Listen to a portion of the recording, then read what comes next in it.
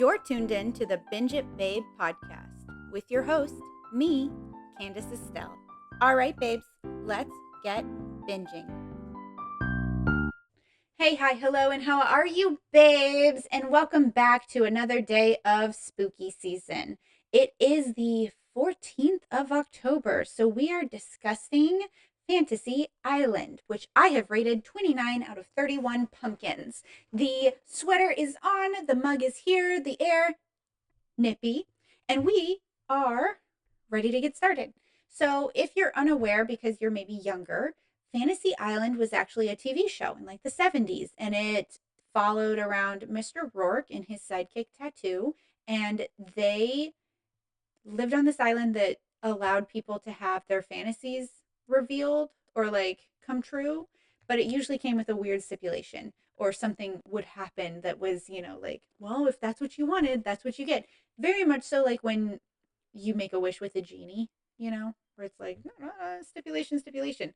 Um, so it's one of those things where uh it did come from a TV show, but the movie is probably different enough that maybe if you watch the TV show, you didn't like the movie, or if you like the TV show, you're annoyed because the movie maybe changed things around a bit. Very reminiscent of like how people felt about Bewitched, where they were just like, oh, it was different conceptually and blah, blah, blah. This happened and that happened. This is similar, but not as stark of a difference. So the movie follows a couple of our protagonists. We've got Lucy Hale, which you might recognize as Aria from Pretty Little Liars. We've got Maggie Q, who has done quite a bit, but she used to be the showrunner for, or not showrunner, like the lead protagonist in Nikita. Um, and then let me think. Oh, we've got Brax and his brother, and Brax is oh my god, he's in Silicon Valley. He's the roommate that they don't like, that's from China, that they can't get rid of him, and I'm totally spacing on his name. Him and his brother are there, and then we've got another guy that I don't recognize from anything else.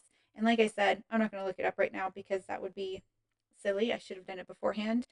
I forget every single time that I should do that beforehand, and then I just go off the cuff. Um, so they've all come to Fantasy Island. They've all won a trip here. And as their fantasies start to unravel, they kind of become nightmares, which is the whole premise. Um, so first we'll go with Maggie Q. Her fantasy was to fix her biggest regret.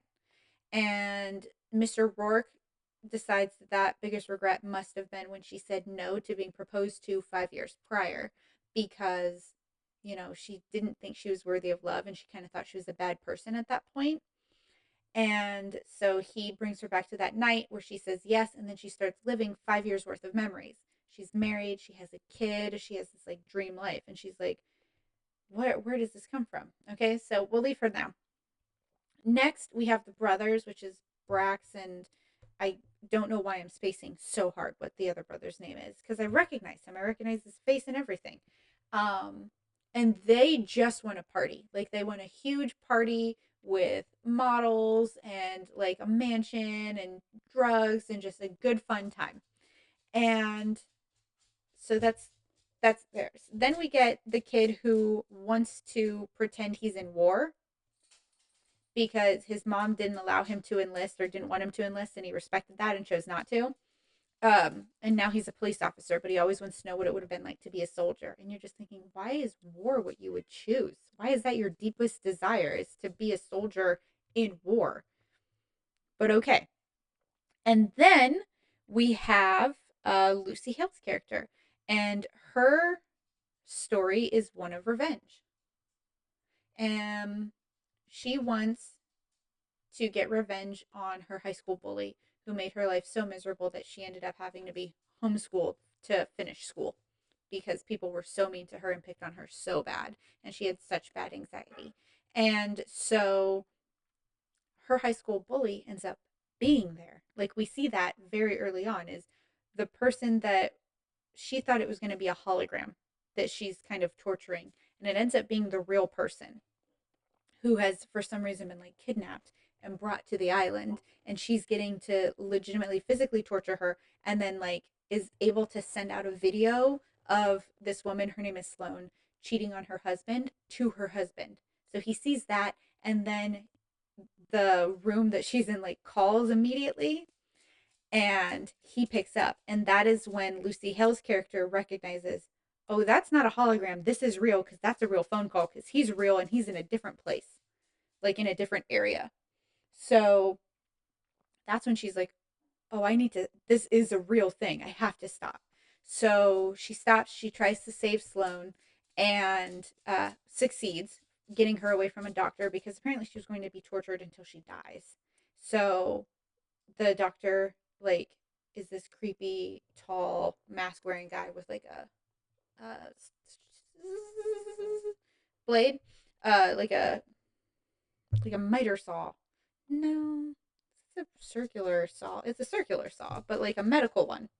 Um, and so she is able to save Sloane, and they're running around the island, and you know, trying to get away because he is continuing to chase them. And this is when we get a lot of the background of the island, because we meet a guy who was there for a fantasy and kind of like ran off because he'd been hired to actually figure out what the island was. And he manages to get away. So the island is still kind of chasing him, and he can't go back to the visitor center to get away either. And there's a private plane that's going to be waiting for him. So he's like, I'll help you guys get out of here. But basically, this place takes your fantasies and it gives you what you want, but then it turns them into a nightmare depending on what the island wants. So you have this like sentient island, which is very similar to, let's say, like Monster House, if you've ever seen that, or The Haunting of Hill House, where like the house, or here the island, is what is the power. And then we find out that Mr. Rourke only runs the island because he gets to keep his wife alive, because his wife died, and so his dream was that she would come back exactly as she was. Now, unfortunately, she was already sick when she first came back, so he keeps letting her be reincarnated so that he can still be near her. And if he doesn't do the island's bidding, she dies for real. She's not going to come back. So that's the only reason he's doing it. And that is played by Michael Pena, who you guys might recognize from being the sidekick for Paul Rudd's Ant-Man. He's the one that tells all the really long stories where you're just like, oh God, get to it, but it's all funny. Um, so we have this setup, right? Everyone's in their fantasies. But then the fantasies kind of start to bleed together, because the brothers who are just partying and having it all, they end up being like hostages. And people are trying to shoot at them, and they're like, Mr. Rourke, this is not what we wanted. And Mr. Rourke is like, well, when people have it all, this is what happens. Other people want to take it. And so they're like, no, this is not what we wanted. And he goes, this is what your fantasy demands. Because one of the rules is that you have to let your fantasy play out in its entirety. And then they're being hostages. Now we've got this soldier guy over here. And he is caught by American servicemen. And he's like, no, I'm American too. I'm not a bad guy, I promise. And they're just like, we don't know you. And they bring him back to their like base camp. And the leader of that pack ends up being his deceased father. And then we find out that his father dies on this mission. And that's why he had wanted to enlist and be a part of that, because that's what his dad did and his dad was. And that's why his mom doesn't want him to, because she lost her husband already. She doesn't want to lose her son. And so his dad realizes that it's him through some like identification paperwork and believes him. And he's like, okay, well, we have to do this and we have to do that so that I can survive this. Like, for some reason, this man thinks he's gone back in time, and that's not the case. Uh, the party and the war thing end up coinciding. So they end up fighting each other almost for a moment, and then the American troops side is trying to save the other two guys, recognizing who it is now. And they're like, we're supposed to be in Venezuela. And he's like, no, we haven't left. We're still at our place. And his father dies in that situation. So it kind of like they're all bleeding together. Again, Lucy Hale's character and Sloane are both, out in the island and keeping each other safe. Um, and they go through and see this cave with the guy, and he's like, this is the source of power, and it's this giant gem, and it shows you your deepest fantasy. And he's like, all you have to do is like, you drink the water, you get your fantasy, but it plays out however it wants to play out, kind of thing. And he's like, so we need to destroy it, we need a grenade to destroy it. Well, that's when military guy comes in, because he has, you know grenades and guns and stuff now, and they end up meeting up, and then Maggie Q's character ends up meeting up, but she's kind of on her own for a really long time, because she's sitting there and she's enjoying her life, and then she's like, this isn't right. And she talks to somebody else who's like, well, the island was supposed to help you fix what you regret the most, so you can't ask for a new fantasy, but maybe you didn't get what you asked for. And so she uses that kind of logic, and it causes Mr. Work to have to give her a different fantasy, because she did say, I want to change what I regret the most. She wasn't clear about what that was. And now that she realizes that this is real, she wants to clear up something else that happened a year prior to when she said no to the engagement, which is 6 years ago, when she fell asleep while making a cup of tea and it burnt her apartment down, and the person who lived above her apartment died. This is where the movie gets really fun and really interesting, because the whole time you're just like, why are all these people just being tortured? This seems pointless. This is a bummer. So she gets to start her new fantasy, which is she's in the burning building. I don't know why she wouldn't have started it where she's starting to make the tea and she just turns the stove off. But okay, let's be dramatic. And she's in the burning building and she's trying to save this guy, Nick. And he's, like I said, her upstairs neighbor. He's the only casualty of this fire.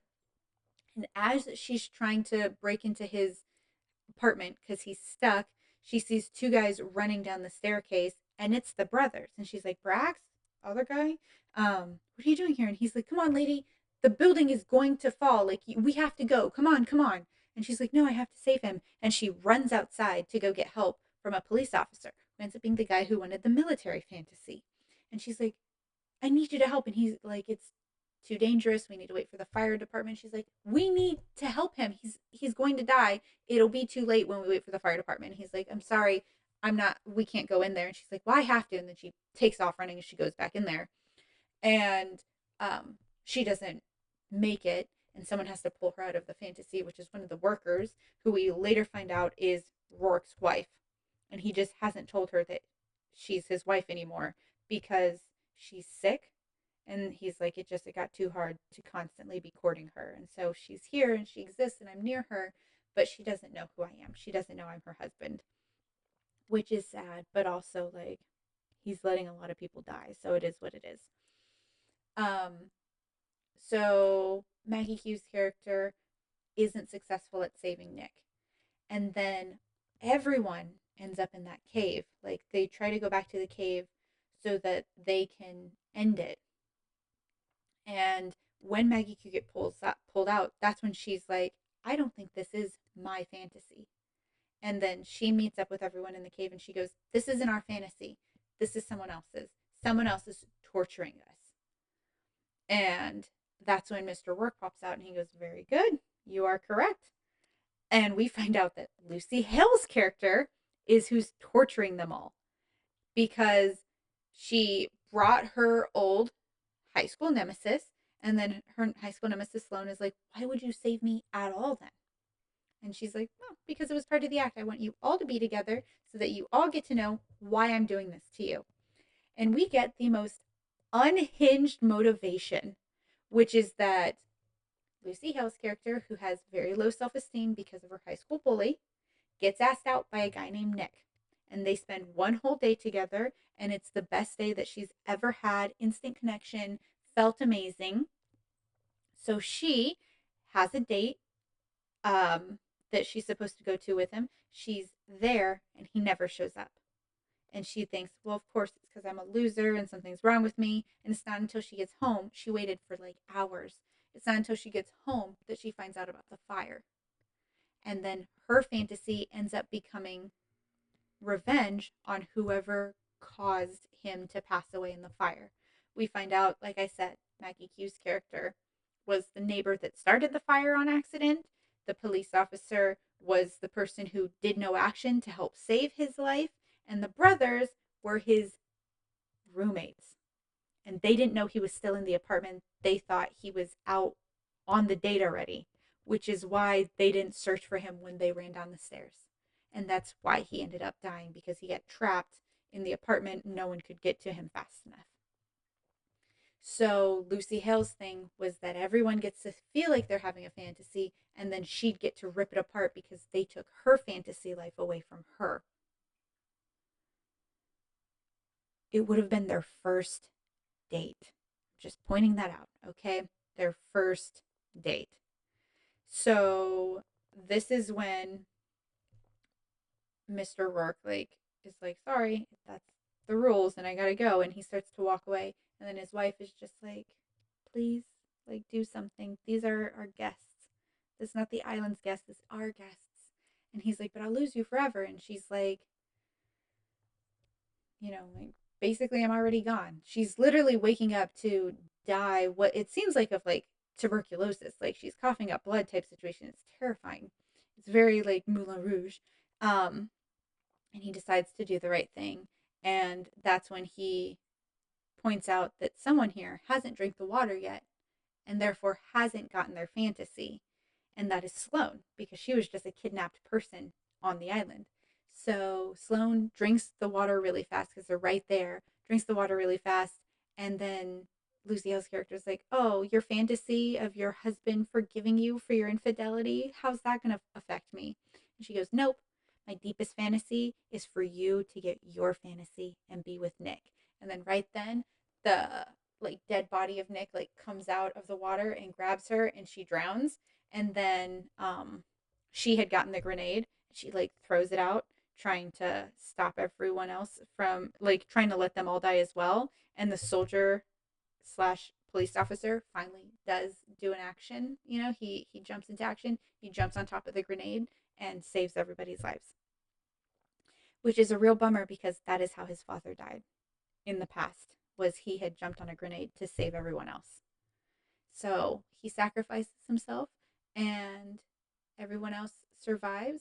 The brothers, the one that's not Brax, is he dies during that robbery situation. And so Brax ends up being very upset, and he's like, I want my brother. He should have been the one who lived. He was so good. He lost the love of his life because he was taking care of me, and he deserved it, his life. I don't deserve it as much. And Mr. Rourke is like, well, if you stay here on the island, you can have your fantasy. And he's just like, what? He goes, yep, you can have your individual fantasy if that's what you want, but you have to stay on the island to survive. And he's like, all right, I'll stay and assist you. And I don't understand why Mr. Rourke is staying on the island because his wife is gone. He doesn't have a fantasy anymore, so I don't know why he wants to stay. We now get why Brax is going to stay. And then he brings something up about having been dared to have the worst tattoo in college. And he goes, let me see it. And it's a tattoo that says tattoo. And so Mr. Rourke goes, oh, well, welcome to Fantasy Island, tattoo. And that's how it ends. And if you don't really get that joke, it's because Mr. Rourke's right hand man was Tattoo in the TV show. So that's the joke. Is that's the starting point now. It's kind of like a prequel to the TV show, if you will, in a way, kind of, in that one little way. So Lucy Hale's character dies, the soldier character dies, the mercenary who was trying to expose the island dies, and anyone else who did die wasn't real, so they just kind of melt into black goo back into the island. So it's a crazy movie. I had zero expectations for it. It looked really dumb, and so I was like, no, I'll just watch it. And I kind of enjoy it. I like it. I liked the concept. I liked the twist because I didn't know there was going to be a twist. I've never seen the show Fantasy Island because age wise that doesn't make sense, and you have to keep in mind that streaming didn't really happen until the 2010s. And so that wasn't a thing. Like I couldn't as a kid have watched that unless the show was on in syndication and I happened to have cable and or satellite at that time. I'm not watching it. It doesn't happen. That's why certain shows having such longevity is like a huge deal because Friends has longevity. It stayed in syndication because it was so popular. Same for like Seinfeld and Sex and the City and Gilmore Girls. Those are all shows that like everyone loved just so they never went off air. Fantasy Island went off air, you know? Now nothing has to go off air, which is kind of cool, but also, nah, I just think it's cool. I think it's better that way. Enjoy the things you enjoy whenever you want to enjoy them. I think that's good. Um, so yeah, I had really low expectations for this movie and it ended up being enjoyable. I was confused. I didn't know what was going on. I thought that the motivation for the fantasy was stupid, but that doesn't necessarily mean that it's not possible because the whole point was that she was completely unhinged. And she did an excellent job at that. She was just like, I wanted you all together. And Sloane is like, why would you have saved me then? And she's like, because I wanted you to know why you were dying. Hello. It's just, it's ridiculous and a little bit campy at the end. And I enjoy that. So, Fantasy Island, it is October 14th. I will see you tomorrow for the Scream series, which, by the way, is one of my absolute favorites. So, tomorrow. Ta ta for now. Bye, bye, bye, bye, bye.